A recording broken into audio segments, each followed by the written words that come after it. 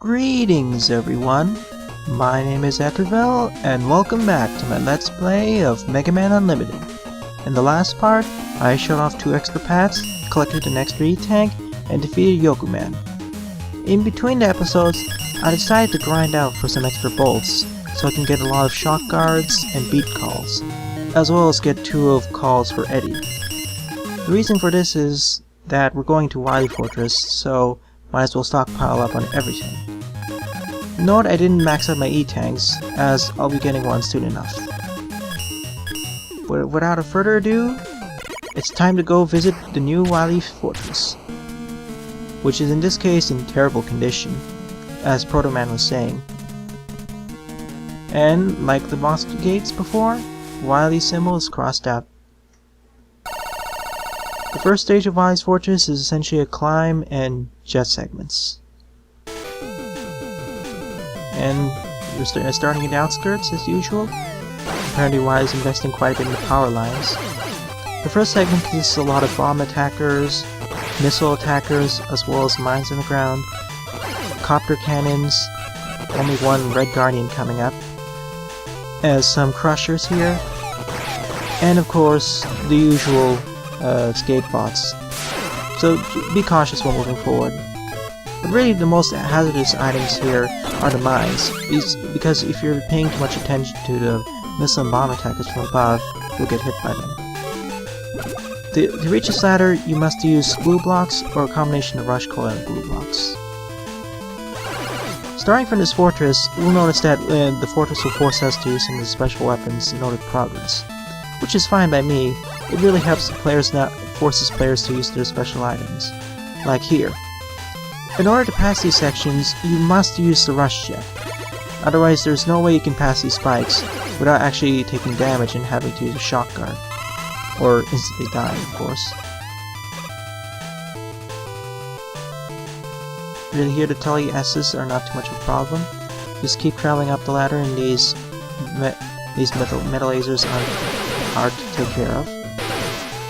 Here's where the stage becomes quite unique. In this section, it's like a side-scrolling shooter of sorts. You have to dodge these obstacles, collect these weapon pickups so you don't run out of rush jet energy, and travel from the right to left side of the screen. We'll see another segment going from left to right. But I find it very unique, as using rush jet is quite fun to use, and having a section that forces us to learn how to use it, it's pretty nice and a nice change of pace. I know Mega Man 8 had a shoot 'em up section in Tanguli Man stage, but I like this being more of a platform based rather than a shooter. Here are the platforms in Nail Man stage making a return. Just be careful so you don't hit the spikes and take out these shield attackers. But really though, these platforms aren't too much of a hassle. I do like the inclusion here. Note that in the previous versions, the music for the stage was actually different. In between part 3 and 4 of this playthrough, I decided to switch from the older version, 1.1 that is, and go to 1.2, mainly as it added some DLC stages and whatnot. Here's the E-Tank I am trying to collect. Now, the way you're usually supposed to take it is go above, take all these platforms above, and then fall on the right, so you can collect the E-Tank and slide to the right, and take the platforms back up. But I decided I wanted to take the faster route, and decided to just use the glue blocks, or glue shot to create blocks in order to traverse through this. Of course, the problem with the platforms is that if you jump too high, or you're right on it when it goes up, you'll be taken to the upper screen, which means that the Red Guardian will respawn.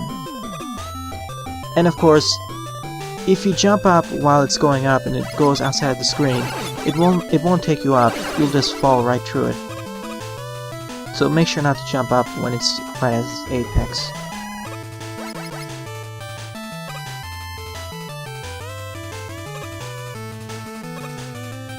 But I do like the music here. I believe this is stage 15 or 25 by Kevin. I do like it more than the original Wily Stage 1's music, or Occupied Wily Stage, though the original music wasn't too bad. To traverse this section, you can either just fall to the left and grab onto the ladder, or just use the comet dash. Take out this flasher as quickly as possible.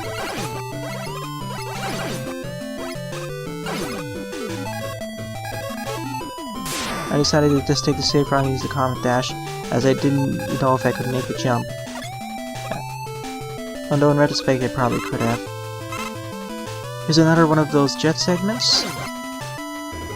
A little bit harder than before, but as long as you pay attention, it's not too bad.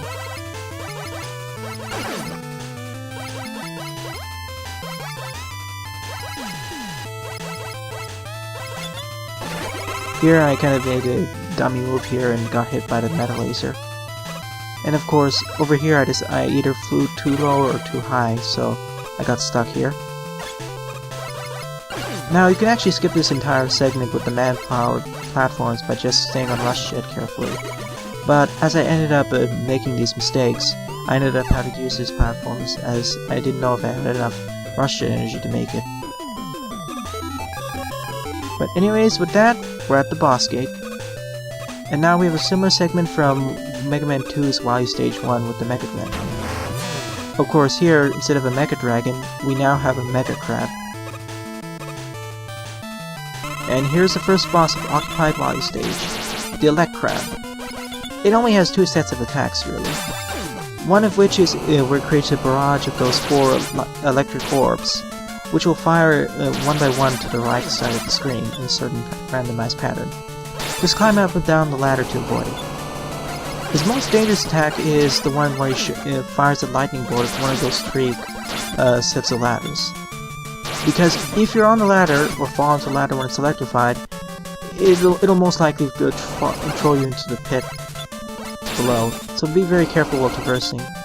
In order to jump from platform to platform, you either must use the comet dash, or just go from the apex of the ladder, or at least above the middle, to reach the other one. Really though, as the crab moves up and down, just fire your Mega Buster and it shouldn't be too bad. Made a mistake here. As demonstrated, if you go on the ladder while it's electrified, you'll get knocked in the pit. Thankfully I had a beat call with me, otherwise it would have been instant death for me. But he isn't too bad. In fact, I would say all the Wily Stage bosses here aren't too bad to take care of. But the first Occupied Wily Stage is done. Although the question is, who exactly occupied it? Other than the viruses that held robots. But certainly Wily's Fortress has seen better days.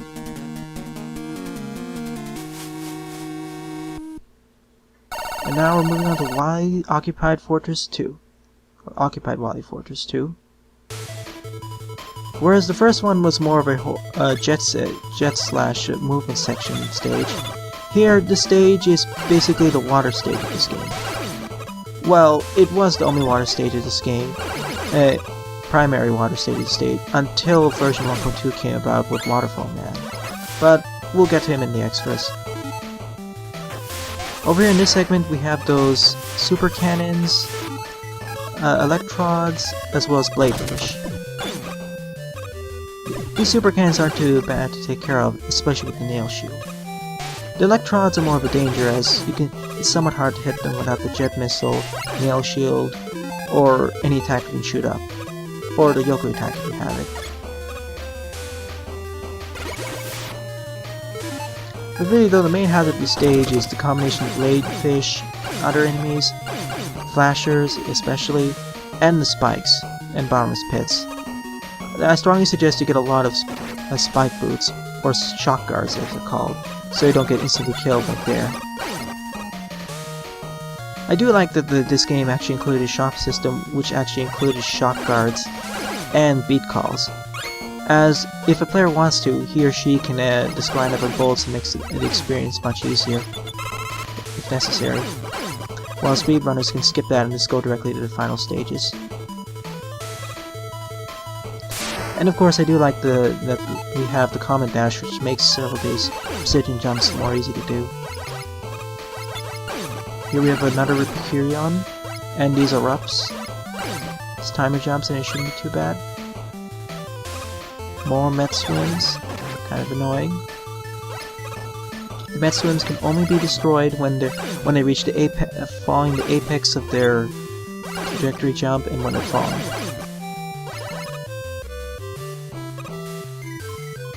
Here I wanted to conserve my Comet Dash and just use my Rush Jet, as Rush Jet is more finicky to use.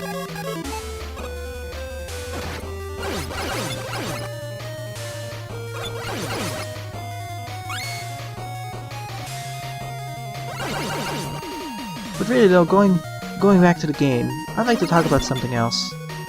Well, the difficulty.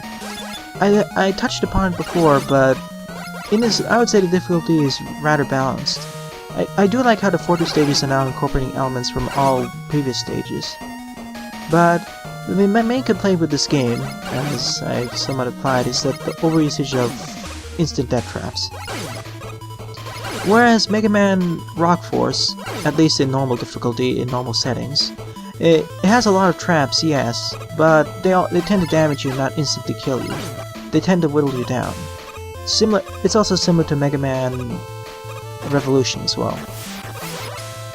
Though, for this game's sake, at least it includes spike guards, so that spike guards and beat calls, so that mitigates some of the issues with the bottomless pits. But yeah, the main hazards for dying in all these stages are mostly the bottomless pits, or instant death traps. Once those are taken care of, the stages, for the most part, aren't too bad.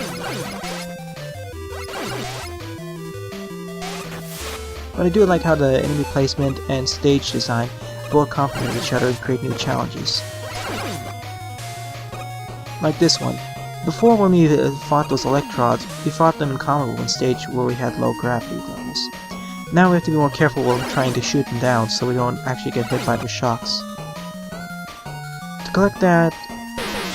To either collect that large weapon energy pickup, we either need to fall down there and probably use the rush to get back up, take a shock guard hit, or just use a Yoku attack. I forgot to mention though, the Yoku attack has some other nice properties. It basically sends shadow clones of Mega Man, yes.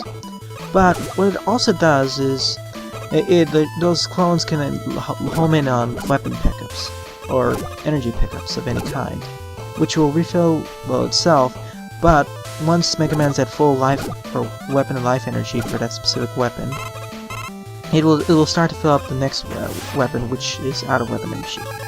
Which is a nice extra feature of the energy bouncer in this game. And of course it can be also used to charge at enemies. It basically acts like a better version of a jet missile in that regard, as it doesn't need to lock on. Though sometimes you can get a bit confused where it's locking on to. Here we have a set of 3 doors to pick, which leads to 4 of them. Depending on which one you pick, it'll either lead to either you have to take a different route, or it'll lead to the next part of the stage.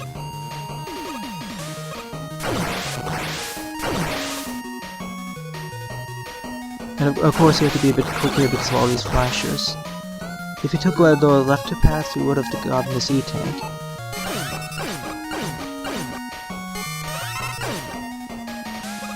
But really though, in this stage, the main game is all these instant death traps, as well as careful enemy positioning, so to succeed in this stage, the careful jumps and timing is what you need. I really don't like the placement of this leprechaun, especially because of how far arcing those coins can get, and with all these death spikes, it's a hassle to take care of.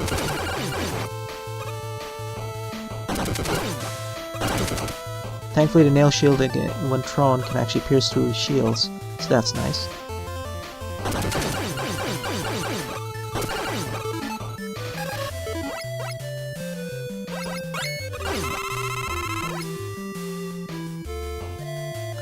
Yeah, and then it kind of made an error here and fell here. One of the weaknesses of the Yoku attack shown here is that if an enemy is shielded and you try firing at it, firing Shadow Mega Man at it, it will instead damage him. It won't damage Mega Man per se, but what it will do is it'll temporarily stun him as if Mega Man got damaged, which can be quite annoying.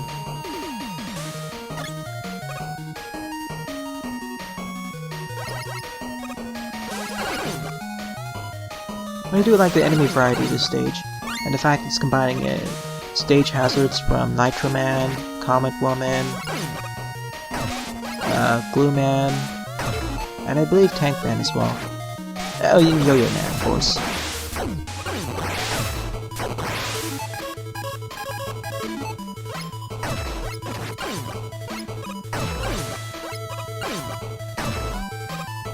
This crusher is quite annoying while traversing. I didn't want to get hit by these by all these projectiles, so I decided to ease out of this using the nail shield. And there we have it. Now we're at the stage boss. And boy, this took a few tries to get used to. Say hello to the second boss, Octo. Octo basically has four sets of attacks. Or 3. One is which he has his tentacles on left and right, which have cannons attached to him which fire on Mega Man's current position after charging for a while. Another one is that after a while, Octo will fire from his middle portion bombs, bubble bombs which flow up to the top, and once they hit the top shutter, they'll explode, which cause quite a bit of damage. And so, of course, they can be destroyed and they poof out. The main danger of this boss, other than the lock-on, is the fact that, after a while, Octo will rear down and then try crushing, just like here. In order to dodge it, unlike most other things, you have to time yourself and jump right out of the screen. And if you aren't careful, if you don't jump in time, you'll either get crushed, or you'll fall off the screen. To damage it, just fire at this tentacle. But anyways, in the next part, I'll be covering the second half of Wily's Fortress. Thanks for watching and have a nice day! Doodles!